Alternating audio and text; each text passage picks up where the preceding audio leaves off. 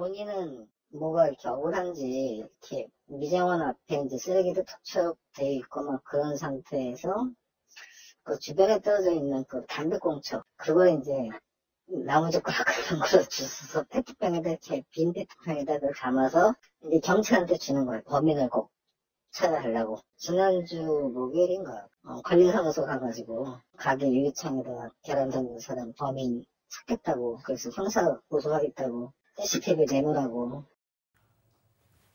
돌아가셨어요, 사람이. 선생님이 돌아가셨는데 세상에 그 와중에 CCTV 찾아내가지고 고소하겠다고 저러는 게 일단 이게 정서랑 우리 정서상 이게 맞는 겁니까, 이게? 두 가지만 말씀드리겠습니다. 국가가 잘해야 됩니다. 국가가 잘하지 않으면 이렇게 사적 보복이 일어나고 사적 보복을 하는 그 사람들을 저 잘못한 사람이 다시 고소하는 정말 말도 안 되는 엉망진창인 세상이 만들어지니까요. 정말 교권 바로 세우시고 문제 있는 학생과 학부형에 대한 엄중하고 적절한 판단이 좀 있어야 된다라고 생각됩니다.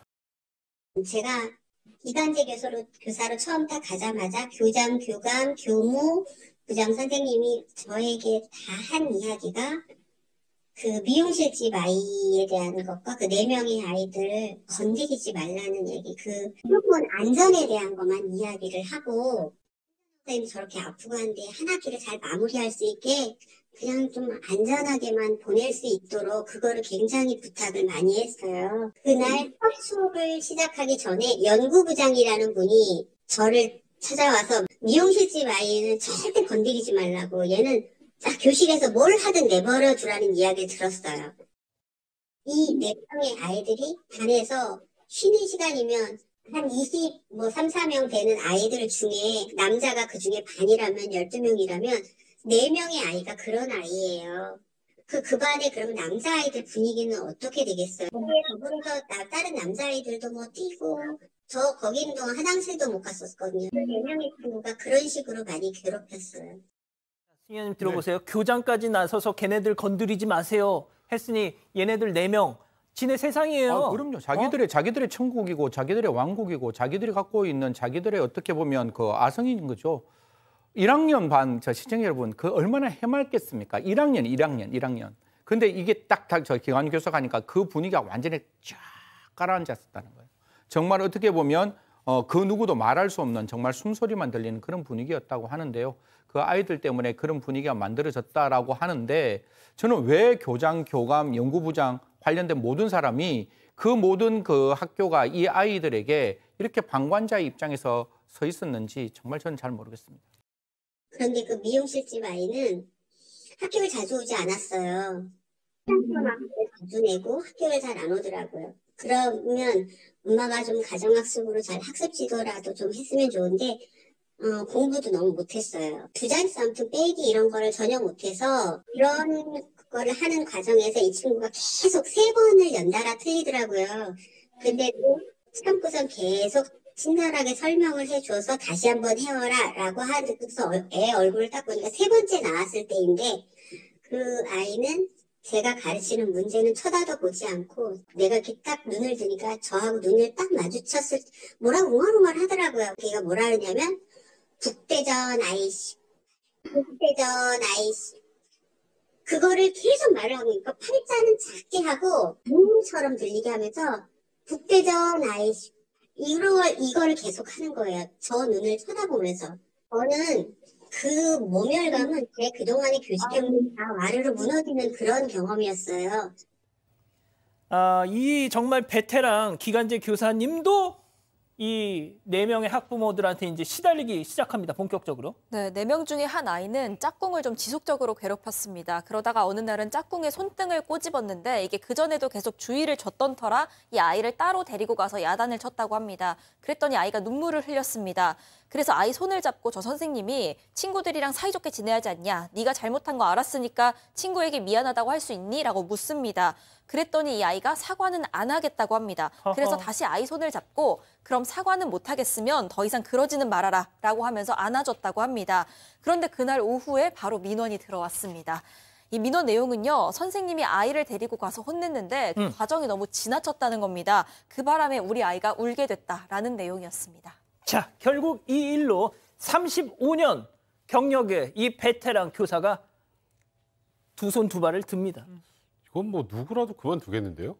그리고 이런 정도의 교권 침해 상황이 돼도 아무도 알아주지 않잖아요. 아까 교장, 뭐 교감, 교무부장도 아이고 거기서는 걔네들 상대하지 말아라는 얘기를 했다고 하고. 그러니까 뭐 이런 교권 침해를 당하고 정당한 지도를 해도 민원이 들어오는데 민원을 아무도 막아오지 못하는 상황이 되니까 내가 이제 더 이상 이거 근무할 수가 없겠구나라는 판단이 들어서 당연하죠. 10일 만에 그만뒀다고 하고요. 근데 이제 문제는 담임이 또 그만뒀잖아요. 그럼 어떻게 해요? 결국 또 다른 기간제 교사를 구하지 못하니까 나머지 선생님들이 돌아가면서 담임을 했고, 근데 문제는 왜 담임을 안 두고 돌아가면서 하냐고 또 민원이 들어왔다고 합니다. 그래서 어떤 일이 있었는지 아세요? 결국 교무부장이 담임 맡았었다고 합니다. 이런 경우는 정말 드문 일이죠. 제가 승 의원님께 마지막에 좀 여쭤볼게요. 자, 이 기간제 교사분의 증언 얘기는 여기까지 하고요. 어제 저희 사건반장에 또 제보가 하나 들어왔습니다. 일단 제보 내용 들어보시죠. 그 당시 같은 반이었던 학부모들이 있을 거 아니에요? 아이들도 있고. 네. 그럼 그들이 어울려 다녔던 걸 목격했던 분들도 많죠. 그러면 유명했으니까요, 내 학교에서. 그래서 최대한 뭐 발뺌하고 싶어서 뭐 여러 가지 얘기하는 것 같아요. 아, 전혀 말도 안 돼. 그때 그거 합기도 올린 거 보셨잖아요. 같이 차 마시던 사이였다고 했다는 것도. 거짓말 하고 있죠, 계속. 자, 박 변호사님. 예. 자, 이제 이 부분이거든요. 이제 학부모들이 자신들의 입장을 지금 좀 표명을 했는데 그중에 가장 좀 궁극적인 서로서 잘 모른다라고 얘기했던 부분 그게 지금 아닌 것 같습니다. 이 동료 교사의 설명에 따르면 이 어울려 다녔던 것이 많이 목격됐다고 합니다. 유명했다라고 하고요. 그래서 서로 알지 못했다는 것 자체가 거짓말이 아니냐라고 하고 있고 특히 지금 그 사망한 대전 교사가 이 동료 교사한테 8월쯤에는 얘기를 좀 했다고 해요. 그 얘기가 이거예요. 이 교사가 남편하고 함께 가고 있는데 한 어머니가 이렇게 위아래로 보면서 쟤 뭐냐 하면서 이게 훑어봤고 남편에게 저 어머니가 그 어머니다고 얘기했던 적이 있다고 합니다. 그런 걸 봤을 때는 이전에 동네나 이런 데서 자주 마주쳤고 그 상당한 스트레스를 줬던 부분이 아닌가 그렇게 보입니다. 자, 지금 아주 중요한 얘기가 나왔어요. 동료 교사분의 말씀. 고인께서 남편에게 저 어머니가 그 어머니야라는 얘기를 하셨다는 거잖아요. 저희가 어제 소개해드렸죠. 고인의 남편분이 이 학부모들 해명글에 네. 이제 오셨군요. 말씀 많이 들었습니다. 라고 댓글을 남겼다고 저희가 어제 전해드렸잖아요. 그 이유가 바로 여기서 증명이 되는 겁니다, 승 의원님. 예, 뭐 사실 제가 봤을 때 가장 중요한 거는 지금 갖고 있는 이 거짓말이 나중에 사자에 대한 명예훼손이 될 수 있는 부분이 분명히 있습니다.